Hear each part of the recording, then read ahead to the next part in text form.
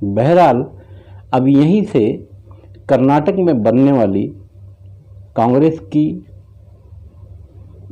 जो कहानी है ख़तरनाक हो सकती है, क्योंकि जिसे हटाने के लिए डीके शिव कुमार कार्रवाई करने के लिए बात कहते थे, हटाने के लिए बात कहते थे, और अगर हमारी सरकार बनी तो हम उनके ऊपर कार्रवाई करेंगे।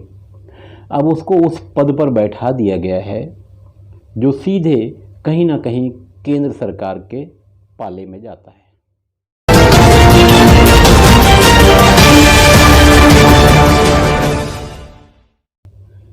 नमस्कार, आदाब। आइए बात करते हैं कर्नाटक के कुछ नाटक की। कर्नाटक का चुनाव खत्म हो गया और सत्ता कांग्रेस के हाथ में आ गई। इसी के कारण पूरे देश में कांग्रेस को चाहने वाले या कांग्रेसी लोग बहुत खुश हैं कि अब तो मोदी जी का पत्ता साफ हो जाएगा, कर्नाटक अपने हाथ में आ गया है। उसके बाद और भी जो चुनावी नाटक होंगे उसमें भी मोदी जी झोला उठाकर समझ जाइए निकल लेंगे। बहरहाल जो जानकार हैं और अगर उनकी बातों को समझें तो मामला तो कुछ अलग ही दिखाई दे रहा है, क्योंकि पूरे देश में एक आवाज़ उठती रही है जब से बीजेपी की सरकार आई है कि वोटिंग के नाम पर जो मशीनें लगाई जा रही हैं उसमें झोल है। क्योंकि बीजेपी आगे ही बढ़ती गई, पीछे पलटकर बीजेपी ने देखा नहीं, तो लोगों को भी शक होने लगा कि सही बात है कि कहीं ना कहीं ईवीएम में ईवीएम घोटाला हो रहा है। और इसके लिए बड़े बड़े दावे भी किए गए, हमारे देश से भी किए गए और बाहर विदेश से भी किए गए कि हमने मशीन हैक किया तो कैसे किया, तो क्या किया, सरकार बनाया, सरकार बनवा दिया। ये सारी बहुत सारी अलग अलग बातें देशवासियों के सामने आती रही हैं। कहीं ऐसा तो नहीं, क्योंकि आगे वीडियो में आप देखेंगे तो इससे कुछ सच्चाई भी लगेगी कि बीजेपी सरकार ने कर्नाटक में नाटक करके कर्नाटक कांग्रेस को दे दिया। कुछ बातों पर अगर ध्यान देंगे तो जब कांग्रेस का चुनाव चल रहा था तो कांग्रेस के जो पदाधिकारी थे डीके शिव कुमार, कांग्रेस के कर्नाटक के पार्टी अध्यक्ष हैं, वो एक आवाज़ बराबर उठाते रहे कि कर्नाटक के जो डीजी हैं जिनका नाम है परवीन सूद, ये बीजेपी के कार्यकर्ता बनकर कर्नाटक में काम कर रहे हैं और कांग्रेसी पदाधिकारियों और कांग्रेसियों को उनके ऊपर केसेस बनाते जा रहे हैं।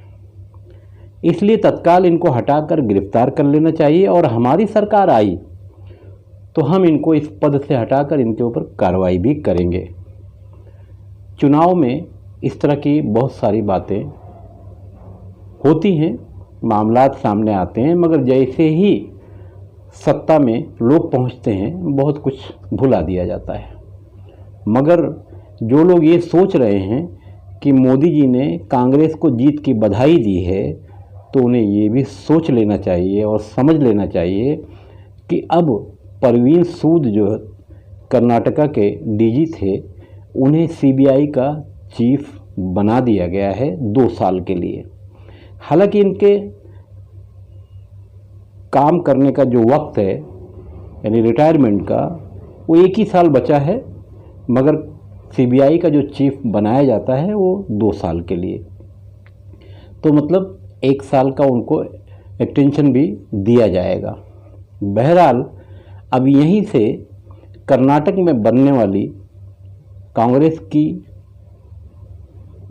जो कहानी है ख़तरनाक हो सकती है, क्योंकि जिसे हटाने के लिए डीके शिव कुमार कार्रवाई करने के लिए बात कहते थे, हटाने के लिए बात कहते थे, और अगर हमारी सरकार बनी तो हम उनके ऊपर कार्रवाई करेंगे।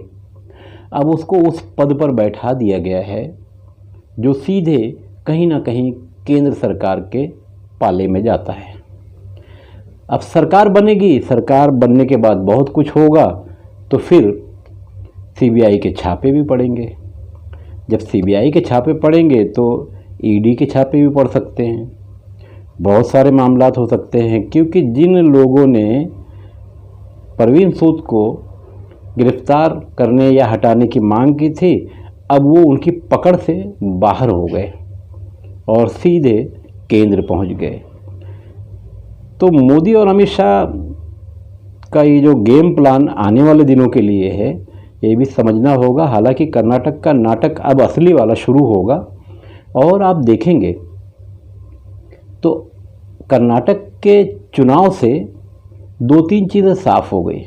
एक, जो लोग ईवीएम घोटाले पर आवाज़ उठाते थे कि ईवीएम में घोटाला हो रहा है, बदले में मोदी सरकार जगह जगह कब्जा करते चली जा रही है, तो एक आवाज़ तो ये बंद हो गई कि भाई अगर हम घोटाला करना चाहते तो सत्ता हमारे हाथ में है, तो हम कर्नाटक भी जीत लेते। मगर ऐसा कोई घोटाला होता ही नहीं है और ये मामला जनता के सामने है कि कर्नाटक हम हार गए, यानी सत्ता में होते हुए भी। मगर एक तरफ तो सत्ता में हारे और दूसरी तरफ यहीं के डीजी को उठाकर सीबीआई का चीफ बना दिया गया। हालांकि अंदर से इसका विरोध भी हुआ, मगर बना दिया गया। अब यहाँ से आगे 2024 का चुनाव भी है और सफ़र लंबा है। जो लोग ये कहते थे कि ईवीएम का घोटाला है, अब उनकी ज़बान तो बंद हो गई और बदले में 2024 में जो भी घोटाला होगा वो सत्ता को सिर्फ और सिर्फ बनाए रखने के लिए फ़ायदेमंद साबित होगा।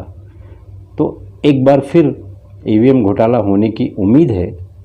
एक तरफ हार है, आगे बड़ी पायली खेलने की तैयारी भी है और कर्नाटका सरकार का सुकून चैन ख़त्म करने के लिए सीबीआई के चीफ यानी परवीन सूद की भी तैयारी है। बहरहाल भारतीय राजनीति में ये कोई पहली बार नहीं हुआ है। सत्ता में जो लोग भी रहे हैं, चाहे कांग्रेस रही हो, चाहे और लोग भी सत्ता में रहे हों, सबने कहीं ना कहीं सीबीआई का इस्तेमाल किया ही है, ईडी का इस्तेमाल किया ही है। आज बीजेपी भी कर रही है। ऐसा लगता है लोगों को कि ज़्यादा कर रही है, तो आने वाले दिनों में जिसकी भी सरकार रहेगी इससे ज़्यादा वो करेगा। जनता भुखमरी का शिकार होते जा रही है, महंगाई बढ़ते चली जा रही है, नेता दिन प्रतिदिन आगे बढ़ रहे हैं, उनका माल 1 रुपये से सीधा 5 रुपये हो जा रहा है और जनता का माल 5 रुपये से सीधा 1 रुपया हो जा रहा है। तो कहीं ना कहीं जनता की समस्याएं बढ़ रही हैं, मगर नेता एयर कंडीशन में बैठकर, एयर कंडीशन कार में बैठकर, एयर कंडीशन ऑफिस में बैठकर फैसले कर रहे हैं और जनता परेशान हाल है।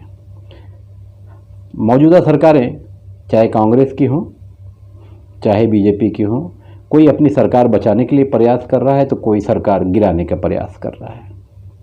हालात ख़राब हैं, देश में महंगाई बढ़ रही है, उसके लिए कोई सोचने को तैयार नहीं है। जनता दिन प्रतिदिन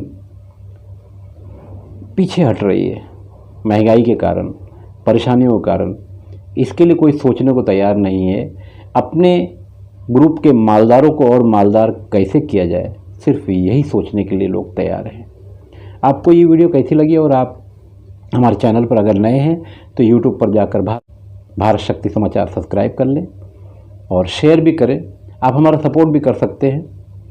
आगे हमारा QR कोड भी है। अगर आपको लगता है कि हम अच्छा काम कर रहे हैं, हम आश्रम चला रहे हैं, कुछ इस तरह के भी सामाजिक कार्य हमारे साथ में चल रहे हैं, तो कहीं ना कहीं अगर आपको लगता है कि हम अच्छा काम कर रहे हैं तो आप हमारी मदद भी कर सकते हैं। मैं खान फ़खर आलम।